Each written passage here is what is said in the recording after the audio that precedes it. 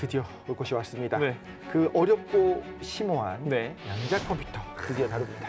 사실 뭐 양자 컴퓨터 하면 양자역학에서 온 건데 노벨상 수상자 리차드 파인만도 세상에 양자역학을 이해한 사람은 단 한 명도 없다.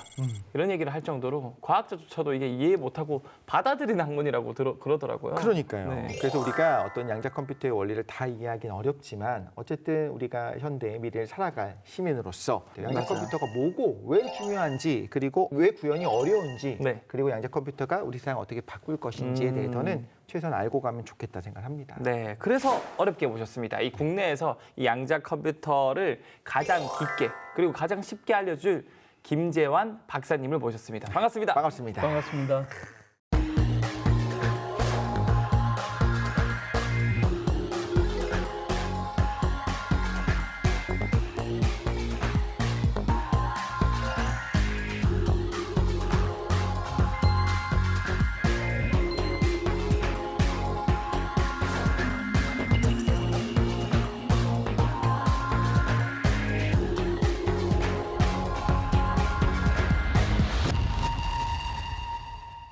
양자 컴퓨터는 지금 개발 중이고 뭐 시운전이 들어갔다 이런 정도 얘기 들었는데 뭐 1000큐비트 이런 거 들어봤어요. 그렇죠. 네. 그럼 근본적으로 뭐가 다른지를 알아야 될 것 같아요. 맞아요. 새로 나오는 예. 컴퓨터인지. 예. 사실은 우리가 쓰는 컴퓨터, 보통 쓰는 컴퓨터는 컴퓨터. 그 방식이 옛날에는 애널로그 컴퓨터가 있었고 네. 디지털 컴퓨터가 있었습니다. 애널로그 컴퓨터는 0하고 1 사이에 여러 실수, 연속적인 수를 써서 하는 거고 네.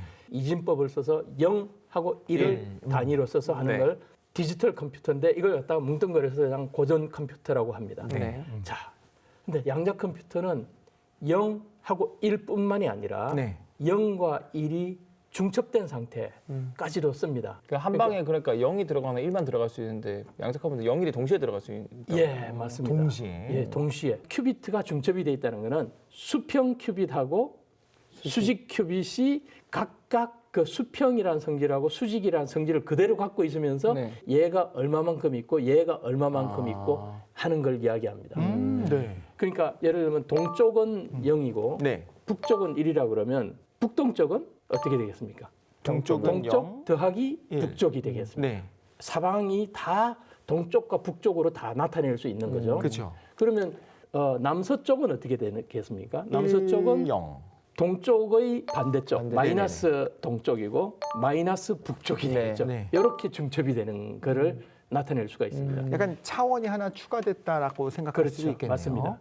그러면 큐비트 두 개가 있으면 네. 이제 0, 0, 0, 1, 1, 0, 1, 1 네 개. 네 가지를 동시에 나타낼 수 있습니다. 네. 그럼 우리 윷놀이 하듯이 윷을 확 던지면 네. 각각이 두 가지씩 나타낼 수 있으니까 2의 4제곱 이게 떨어지기 전까지는 16가지 가능성이 한꺼번에 존재하게 되는 거예요. 그렇죠. 그렇죠. 이런 상태가 양자 컴퓨터 4큐빗 레지스터에 존재하게 됩니다. 그러니까 동시에 존재할 수 있다라고 하는 것이 예. 큐비트가 하나씩 추가될 때마다 두 배씩 커지는 거잖아요. 맞습니다. 근데 원래 고전 컴퓨터 입장에서 그거를 하나씩 처리를 해야 되는데 이번에는 예. 모두가 동시에 한 방에 처리가 된다는 거죠. 맞습니다. 그러니까 두 칸이 있으면 컴퓨터는 0, 0 한 번 계산해야 돼. 0, 1 두 번, 1, 0 세 번, 1, 1 네 번 해야 되는데 네네. 예. 그 양자 컴퓨터 이 두 칸 큐비트 두 개만 놔두면 동시에 0과 1, 0과 1 동시에 가니까 그냥 한 번에 그냥 그렇지. 계산이 가능. 그럼 일단 속도가 예. 엄청 빠르실 것 같아요. 빨라지는 물론 건가? 지금 근데 이제 양자 컴퓨터 구현하는 방식이 네. 여러 가지가 지금 경쟁 중입니다. 네. 초전도 방식이 있고 그다음에 이온 방식이 있고 중성 원자 방식이 있고 그다음에 광자 방식이 있고 또 반도체 스핀 큐빗 방식이 있고 뭐 여러 가지가 경쟁 중입니다. 네, 윷놀이 그중에 방식은 없네요. 어떤 큐비트들은 그냥 자연적으로 있는 것들입니다. 자연이 만들어 놓은 거기 때문에 아주 똑같고 깨끗하고 좋습니다. 네네. 그런데 문제는 이걸 갖다가 컨트롤하고 조작을 하고 이러려면 조금 시간이 걸립니다.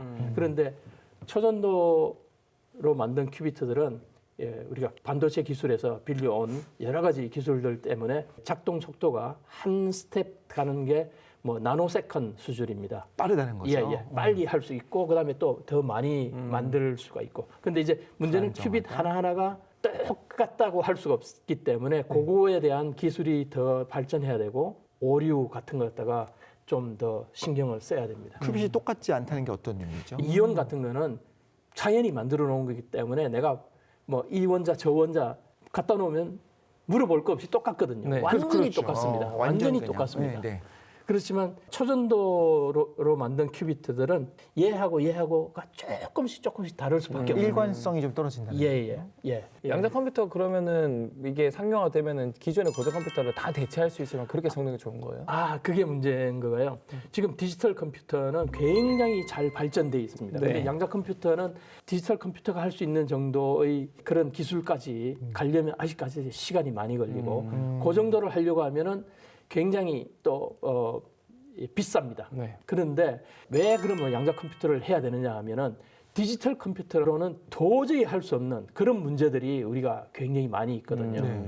그런 문제들을 풀기 위해서는 양자 컴퓨터를 써야 되는 겁니다. 양자 컴퓨터가 잘하는 분야가 있고 예. 고전 컴퓨터가 잘하는 분야가 있으니까 예. 결국에는 둘 다 독립적으로 계속 발전이 될 수 있겠네요. 맞습니다. 예. 그게 우리 생활에 관련 있는 것도 있을 수 있으니까 우리가 연구를 하고 있는 거겠죠. 그게 굉장히 중요한 이야기인데 지금 요즘 AI 쪽에 대한 관심이 많지 않습니까? 네네. 근데 AI의 수많은 경우를 데이터 트레이닝을 맞아. 시키는데 하나씩 해야 돼, 한 번씩. 이걸 갖다가 양자 컴퓨터는 그 학습을 굉장히 효율화할 수 있다는 그런 기대가 있습니다. 원래 그 하나의 아티클 합득시키고 그 다음 거 학습시키고 하면서 조금씩 바꿔야 되는데 네.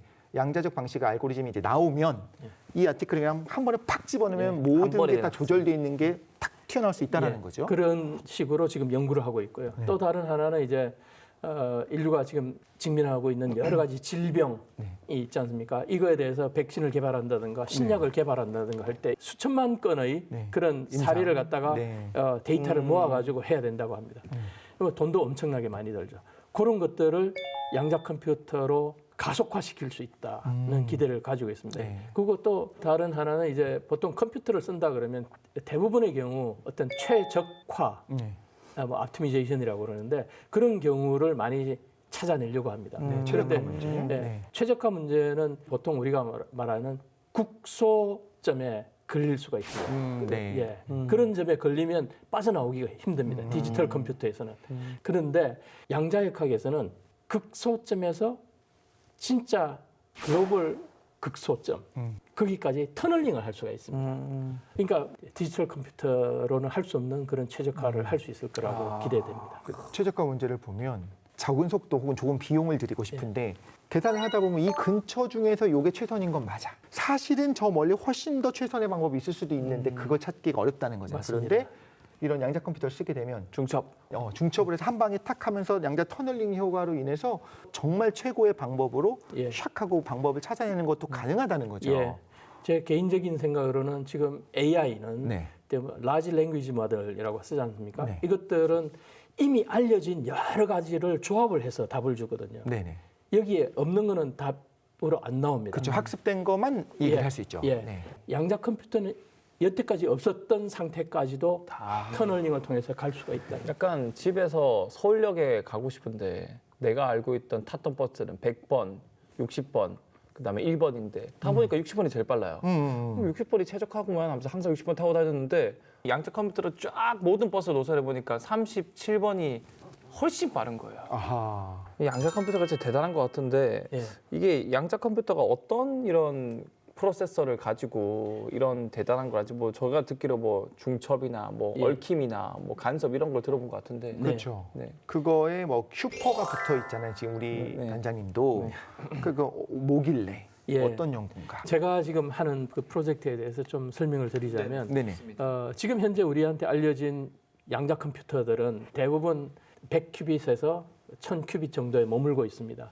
숫자의 한계가 그 정도인 거죠. 예. 큐비트 수가. 큐비트 수, 비트 예, 수가. 앞으로 또 큐비트 품질도 굉장히 좋아질 겁니다. 근데 이 정도만 가지고도 할 수 있는 일들이 꽤 있습니다. 있구나. 예, 꽤 있지만 예를 들면 그 소인수분해 문제라든가 이런 것들은 이제 정보 기술 관련해서 굉장히 중요한 문제인데 지금 현재 RSA 2000이라고 하는 그에 대한 도전이 있습니다. RSA 2000이라는 자연수가 있는데 네. 이 숫자를 소인수분해하는 거를 얼마 만에 할 수 있느냐? 2000이요? 예, RSA 2000, 2000짜리 2000비트, 와, 2000비트로 된 숫자입니다. 굉장히 그러니까 긴 숫자죠. 이걸 갖다 소인수분해 할 수 있느냐? 지금 현재 양자 컴퓨터로는 할 수가 없습니다. 양자 컴퓨터로도요. 예, 예. 네. 근데 이제 작년에 이제 구글에서 100만 큐빗으로 RSA 2000이라는 자연수를 소인수분해했다라는 기사가 났는데 그건 잘못된 거고 네네. RSA 2000이라는 자연수를 소인수분해하는데 그전에는 2000만 큐비트가 필요하다라고 생각했는데 네네. 100만 큐빗이면 충분하다. 충분하겠다라는 기사가 나왔습니다. 자, 알고리즘이 발전하네요. 예, 예. 그랬는데 그 100만 큐빗이 지금 양자 컴퓨터로는 택도 없거든요. 네. 네. 그러면 이 100만 큐비트를 갖추려면 지금 100개 내지 1000개 이런 큐비트 모듈들을 여러 개를 겹쳐서 엄청 겹쳐요. 예, 그 연결해서 써야 됩니다. 근데 이걸 갖다 단순히 전기줄 연결한다고 되는 게 아니라 실제로 큐비트들이 서로 정보를 주고받고 받을 수 있는 그런 양자적으로 연결을 해야 됩니다. 일종의 무결성이 깨지지 않게 연결해주는 특수한 방식이 있어야 된다는 거죠. 맞습니다. 예, 그러니까 아까 그 큐비트가 뭐 어떤 0하고 1이 중첩된 정도, 네, 중첩. 그걸 갖다가 우리가 그대로 유지하는 걸 갖다가 우리가 결맞음이라고 합니다. 아까 결맞음. 무결성이라고 이야기하셨는데 굉장히 결맞음성을 유지하면서 100큐빗, 200큐빗, 1000큐빗, 2000큐빗, 10,000큐빗, 100만 큐빗까지 이렇게 쭉 늘어날 수 있어야 됩니다. 그래서 저희들이 하려는 게 이것들을 연결하기 위해서 초연결, 그러니까 양자적으로 연결하고 확장형, 초연결 확장형 슈퍼 양자 컴퓨팅이란 말은 여러 대의 양자 컴퓨터를 연결하는 방법을 연구하는 겁니다. 그래서 물론 초연결이구나. 예. 그래서 저희들이 5년 이내에 할 수 있는 거는 겨우 양자 컴퓨터 2대 연결하는 거지만 네. 이제 시작이 반이라고. 그렇죠, 그렇죠. 예, 일단 2개 연결한다 그러면 그럼 3개, 4개 연결하는 거는 이제 앞으로 갈 수 있는 길이기 그렇죠. 때문에 그 기술을 우리가 연구를 하는 겁니다. 외국도 똑같은 연구들을 하고 있나요? 아, 예. 지금까지 우리나라는 큐비트 연구에 굉장히 뒤졌습니다. 네. 사실은 초전도 큐비트는 1999년에 일본에서 제일 먼저 나왔습니다. 근데 일본도 여러 가지 투자 환경이라든가 이런 게 부족해서 네. IBM이나 구글이 훨씬 앞서 나갔거든요. 네, 네. 그러니까 우리나라가 큐비트 개발 연구에 거의 20년 이상 뒤진 셈입니다. 네. 연구 선진국에 비해서. 그런데 이제 그건 그거고 큐비트 모듈들을 연결하는 거는 네. 3, 4년밖에 되지 않았습니다. 외국에서도요. 예, 예. 아, 우리가 얼마 안 예, 예. 뒤졌다. 그러니까 네. 여기서만큼은 우리가 뒤지지 말자 하고 시작한 게 저희 연구단입니다. 그러면 뭐 예를 들면 한 20년이 지났어요. 10년이 지났어요. 구글에서 나온 좀 거대한 큐빗 컴퓨터, IBM에서 나온 거대한 큐빗 컴퓨터를 연결하면 성능이 비약적으로 좋아지니 올라갈 수 있겠네. 그 기술은 우리가 우리가 가지고 줄 수 있는 거잖아요. 그게 제 희망이고 기대입니다.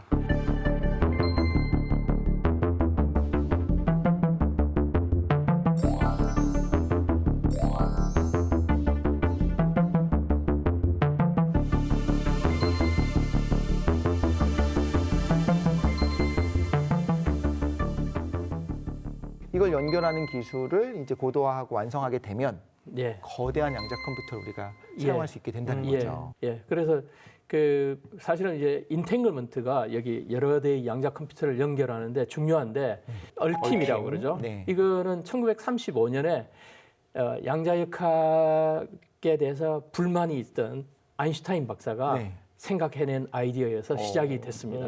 EPR 예, 역사예요? EPR입니다. 네.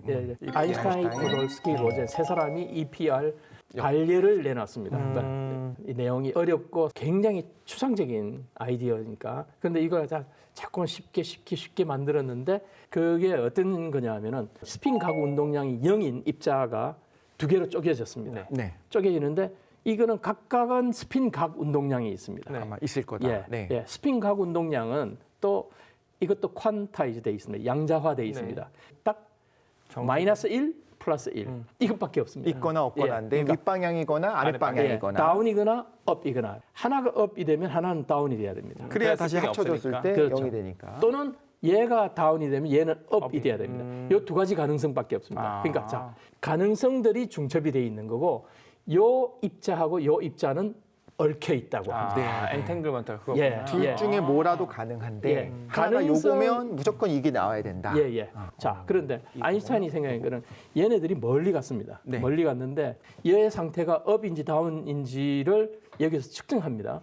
측정을 하면은 업이 되면 여 멀리 있는 건 다운. 다운이 네. 바로 그 즉시 다운이거든요. 되죠. 그러면 그럼- 측정하기 전까지는 두 개가 여전히 가능한 상태였던 거죠. 예. 그런데 이게 아인슈타인이 그걸 받아들일 수 없었던 겁니다. 아무리 멀리 있어도 순간적으로 순간도 아니고 동시에 정해진다는 말인데 이거는 빛보다 빨리 정보가 간다는 것 아니냐. 야 이거 좀 자기가 이야기한 특수상대성 이론하고 좀 모순이 있는 것 어긋난다. 같은데 말이 안 되는 것 같은데 그러면서 아인슈타인 생각이 이랬던 겁니다. 에이 여기서 출발할 때 벌써 업이고 다운이고 정해져 정해져 있는 있었겠지. 건데 우리가 몰랐을 뿐이야. 그걸 네. 갖다가 우리가 숨은 변수 이론이라고 합니다. 네. 그래서 아인슈타인의 말이 맞는지 아니면 양자역학의 주장이 맞는지를 확인을 할 수 있는 방법을 1964년에 존 스튜어트 벨이 제안을 했습니다. 잠깐 35년에 있었던 논쟁인데, 그러니까 예. 역설인데 예. 확인하기까지는 4년에 배려 예. 방식으로. 근데 아인슈타인은 여기서 측정하는 거가 업이냐 다운이냐만 측정하는 것만 생각했습니다. 네, 네. 근데 존 스튜어트 벨은 다른 방향으로 업 다운도 측정할 수 있지 않느냐. 아까 말씀하셨죠. 예. 남북도 되고 동서도 되는 그렇죠, 것처럼. 그렇죠. 네, 네. 아인슈타인은 한 가지 방식으로만 측정하는 걸 생각했는데 네. 존 스튜어트 벨은 여기서 두 가지 방식으로 측정하고 여기서도 두 가지 방식으로 측정하는데 네. 그러니까 하나, 둘, 셋, 넷, 네 가지 조합이 가능하죠. 네, 네. 그것들 사이의 상관관계를 계산을 해보니까 아인슈타인의 주장하는 경우하고 양자역학의 주장의 경우가 값이 다르다는 걸 알았습니다. 아, 얽힘이 있구나라는 걸 확인을 했고 이걸 갖다가 이용해서 뭘 할 건가 그렇죠. 하는 거가 이제 나오게 되는 겁니다. 그 전까지 확신을 못 했으니까. 예. 그래서 이걸 가지고 텔레포테이션이라는 걸 생각해낸 사람들이 6분이 계십니다. 찰스 베넷을 비롯해서 6분이 이제 이걸 1993년에 발명을 했습니다. 번역하면 뭐죠? 텔레포테이션. 텔레포테이션 이걸 여러 가지로 번역하는데 사실은 때에 따라서는 순간 이동 뭐 이렇게 합니다. 근데 문제가 여기에 없어지고 저기에 나타나는 게 아니거든요. 그래서 원격 전송 저는 그렇게 번역합니다. 그게 제일 충실하고 벨 측정의 결과는 두 개의 큐빗에 대한 측정이기 때문에 두 개의 비트가 값으로 나옵니다. 이 두 개의 비트를 보내줘야지만 이걸로 저쪽의 양자 상태를 결정짓습니다. 진짜 보내는 거네요. 예. 중혼 불가 약간 이런 느낌이 있거든요. 예. 그런데 네, 왜 이게 중요하냐면 결국에 박사님 연구하시는 과제가 예, 양자 컴퓨터를 연결을 하려면 그렇죠. 이 정보를 보내야 되잖아요. 예. 그러니까 그 정보를 보내는 거랑 연관이 있는 기술인 거잖아요. 맞습니다. 근데 요거를 좀 우리가 비주얼라이즈 좀 시각화해서 볼 수 있을까요? 예. 그래서 제가 어젯밤에 좀 제 중고등학교 때 공작 실력을 발휘해서 좀 만들어봤습니다. 우리 공작 감사합니다. 좋아하시는 박사님의 궁금하다. 실력입니다. 뭐가 나타났습니다. 네, 뭐가 나타났죠. 관이 네. 있고, 예. 네. 예, 지금 그 양자 얽힘을 이용한 양자 원격 전송, 보통 텔레포테이션이라는 걸 설명을 드리겠습니다. 오, 네네. 예, 우선 엑소 선생님이 갖고 계신 큐빗의 상태를 갖다가 이쪽에 있는 큐빗에다가 옮겨 놓을 겁니다. 네. 네. 예, 이 과정을 여기 중간에 이게 길게 돼 있는 얽힘, 양자 얽힘을 이용해서 할 겁니다. 네. 지금 이쪽 이 얽힘과 이 양자 상태는 마음대로 제 멋대로 이렇게 조절할 수 있군요. 아직까지 네. 정해지지 않았습니다. 맞습니다. 네. 예를 들어서 한쪽 끝을 이독실 선생님이 딱 잡아가지고 측정해서 2가 됐습니다. 네. 그럼 그런 위치에서 저도 이쪽 끝에서 잡으면 무조건 같습니다. 네. 아. 같은 정보, 같은 예. 값이라는 같은 거죠. 값으로 측정이 됩니다. 동기화 예. 같이요. 그러니까 이게 막 돌고 있기 때문에 네. 측정하기 전까지는 어떤 특정한 값이 정해지지 않았습니다. 모르는군요. 예. 근데 탁 잡으면 이제 0으로 하면은 관측이 되면 여기도 이쪽도 0이었을 똑같은 0일 거다. 겁니다. 네네. 자, 이걸 이용해서 네. 어떻게 하느냐 하면 저쪽 엑소 선생님이 가지신 네. 큐빗 상태가 어떤 건지를 제가 이제 이 얽힘을 이용해서 여기에 클릭하고 들어가게 됩니다. 네. 클릭! 들어갔어요. 네, 들어갔습니다. 들어갔어요. 그게 다르네요. 자, 엑소 선생님의 0에 이 인탱글먼트 끝의 몇이 해당이 되어 있습니다. 3이 돼 있네요. 3입니다. 예, 그러면 벨 메저먼트는 0, 1, 2, 3 네 가지 중에 하나 3이 됩니다. 네. 네. 그러면 여기서 이 3을 거꾸로 90도를 3번을 돌립니다. 하나, 둘, 셋 하면은 똑같아졌어요. 같게 되는 겁니다. 네. 이런 식으로 저쪽은 이제 두 개가 맞물렸기 때문에 네. 이제 저쪽이 인탱글이 되고 이제 이쪽이 연결된 거고 좀 끊어졌고요. 이쪽은 끊어졌습니다. 아. 네. 이것이 양자 원격 전송, 퀀텀 텔레포테이션입니다. 원격 전송? 예, 이런 방식으로 된다. 큐비트가 저기서 이 공간을 통해서 이동해 오는 게 아니라 네네. 동시에 측정이 되기 때문에 네. 뭘로 측정됐다는 것만 알고 알려주면 있으면 여기서 이 네 가지 상태 중에 어느 거다라는 걸로 정해주게 됩니다. 일종의 암호 해독하는 느낌도 좀 있네요. 예.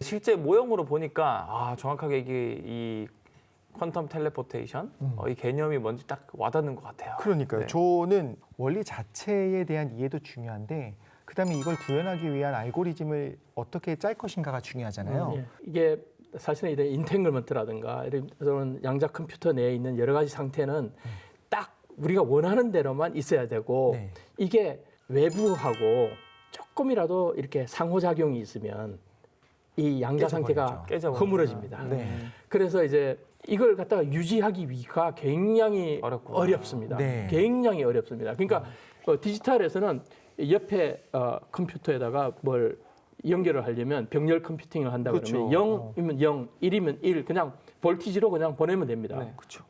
그런데 양자 컴퓨터에서는 이게 두 개가 연결이 되려면 어떤 그 마이크로웨이브 시그널이 깨끗하게 전달이 되든가 아니면 이게 거리가 멀어지면 아까 말씀드린 양자 텔레포테이션을 이용해서 네. 여기 상태를 저기로 넘겨준다든가 여긴 끊어지고 예, 절로 예, 가고. 예. 네. 이걸 하는 거가 굉장히 어렵습니다. 그래서 지금 IBM에서는 3년 전에 롱 커플러라고 해가지고 네. 한 1m 정도를 이 마이크로웨이브로 연결하는 그걸 했고 아직까지 인탱글먼트를 이용해서 하는 쪽은 많은 사람들이 연구하고 있습니다. 구글도 그쪽 방향으로 애를 쓰고 있고 뭐 이런 노력들이 지금 지난 몇 년간 벌어지기 시작했습니다. 이걸 갖다 총체적으로 그냥 영어로는 퀀텀 인터커넥트 이렇게 이야기합니다. 예. 그래서 저희들은 이제 이걸 갖다 초연결이라고 이렇게 불렀습니다. 근데 저는 이 얘기를 들으면 항상 궁금했던 것 중에 하나가 그럼 가능한 상태가 여러 개가 있을 수 있으면 예. 한 번 계산할 때마다 나오는 답은 하나씩 나오잖아요. 예. 그러면 실제로 유용한 결과 얻으려면 어쨌든 이 계산을 여러 번 해야 되는 건가요? 맞습니다. 연세대학교에 127큐비트짜리 네. IBM 양자 컴퓨터가 있는데 양자 컴퓨터 자체가 측정하는 것 자체가 probabilistic 그러니까 확률적이기 때문에 네. 여러 번 계산을 해서 그러니까 여러 번 계산하더라도 고정 컴퓨터보다 훨씬 빠르게. 적게. 진짜 궁금한 게 예. 127큐빗짜리 양자 컴퓨터 얼마나 해요? 그걸 제가 고등과학원에 있다 갔지 않습니까? 네. 그게 저한테도 비밀이더라고요. 야. 근데 연세대학교가 확보한 양자 컴퓨터가 나라로서는 5번째고 네. 이게 미국에서는 지금 클리블랜드 클리닉이라고 하는 데서 이 똑같은 규모의 양자 컴퓨터를 갖추고 의학 쪽에 실제 하고 시작하는군요. 시작을 한 지 벌써 한 4년 됐습니다. 그래서 사실은 우리 그 신약 개발이나 의학 쪽에 연구하시는 분들한테는 굉장히 좋은 기회가 왔다고 생각합니다. 그러네요. 그러면 화학이나 의학 쪽뿐만 아니라 또 다른 분야에도 미칠 영향이 있을까요? 안보를 위협할 수는 없나요? 예, 안보 위협할 수 있습니다. 하고 싶어 하는 것 같은데요. 네. 사실 비트코인. 지금 현재 그 인터넷 보안은 그 RSA라는 걸 맞아요. 써서 네. 하는데 소인서분해 하는 거. RSA가 지금 비트 수가 늘어나면 늘어날수록 이 디지털 컴퓨터로 계산할 수 있는 시간이 기하급수적으로 늘어납니다. 줄어드니까. 그러니까 RSA 2000비트를 양자 컴퓨터로 하면은 구글에서 계산한 바에 의하면 약 뭐 하루가 안 되게 풀 수 풀 수 있겠다라고 합니다. 이야. 그래서 정보부나 뭐 이런 데서는 뭐라고 이야기하느냐면은 harvest now, decrypt later. 그러니까 지금 내가 풀지는 못하지만 지금 돌아다니고 있는 암호문들을 갖다 다 저장해놨다가 우리가 필요할 때 풀자. 그러니까 하는 7년 게- 뒤에 딱 그게 이 깃털이 나오면 지금 저장해 놓은 것들을 전부 다 풀어버릴 수 있다는 예. 거니까. 약간 인공지능이 학습할 때 빅데이터에 쌓아놓은 거 학습하는 그렇지. 것처럼. 예. 어떤 비밀들은 지금 시간 지나면 비밀 가치가 없는 것도 있지만 어떤 거는 영원히 가야 될 비밀도 맞아, 있거든요. 맞아. 그런 것들은 이제 위험하다. 그 박사님의 뭐 비상금이라던가 뭐. 어디 숨겨져 있는지 뭐 그런 것들. 그러니까요. 이런 것들 위험하거든요. 예.